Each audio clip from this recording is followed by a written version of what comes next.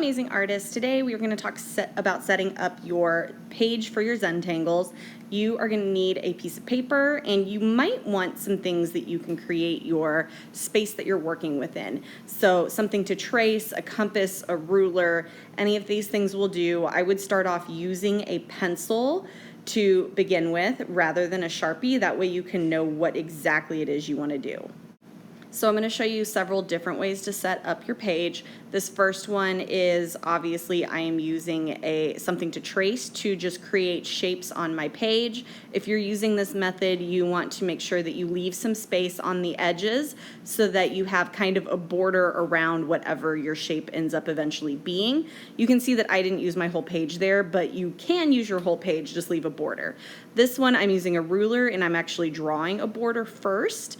And then I'm going to go through and I'm going to just create lines. These can be very purposeful lines. These can be lines that you are making at random. I would definitely go from one side of the frame to the other side rather than stopping in the middle. It just creates a better design that way. All right, so for this next one, I'm going to use a compass.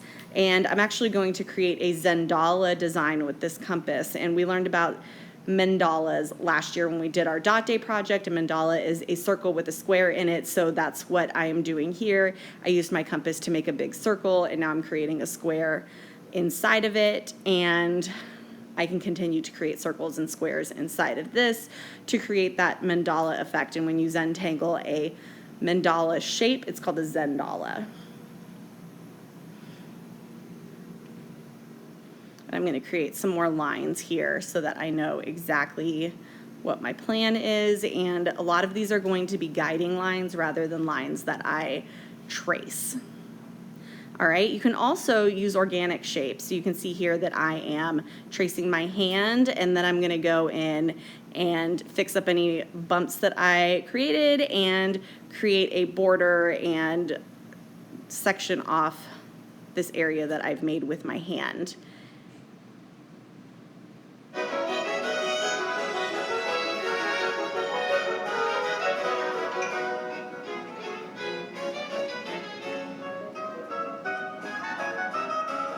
You can also use the ideas that we learned when we were doing neurographic art last week. You can create some mindful random scribbles and then fill those in with Sharpie, round off your edges to create your neurographic lines as well. And you can see here that once you have your lines figured out, you can start tracing them with Sharpie if you want to, but you don't have to trace your lines in Sharpie. You can leave your lines pencil.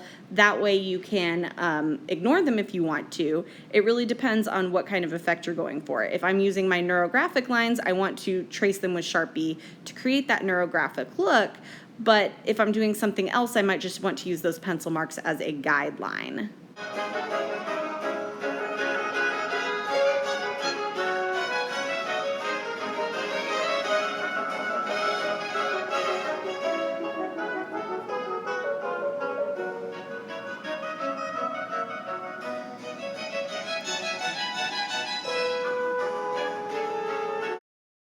All right, so you can see here that I have started filling in my space with different Zentangle designs. You can see how creating these boxes has kind of given me a space within which to work.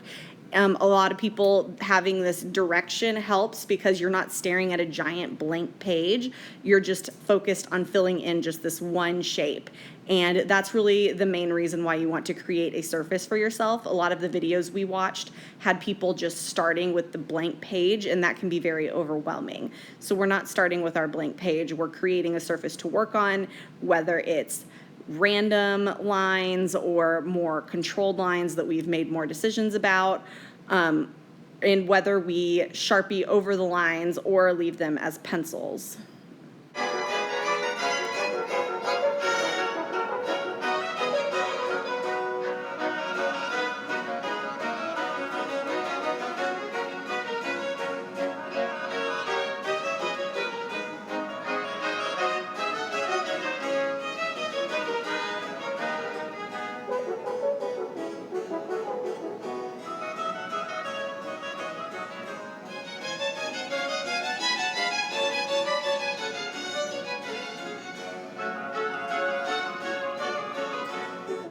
you can see here from my Zendala design that I have traced over some of my lines, but I've left some of them pencil because they are helping direct my designs. I am drawing some designs directly on top of the pencil lines that I created that I can then go back and erase away later on when I am happy with the way that, that my design looks.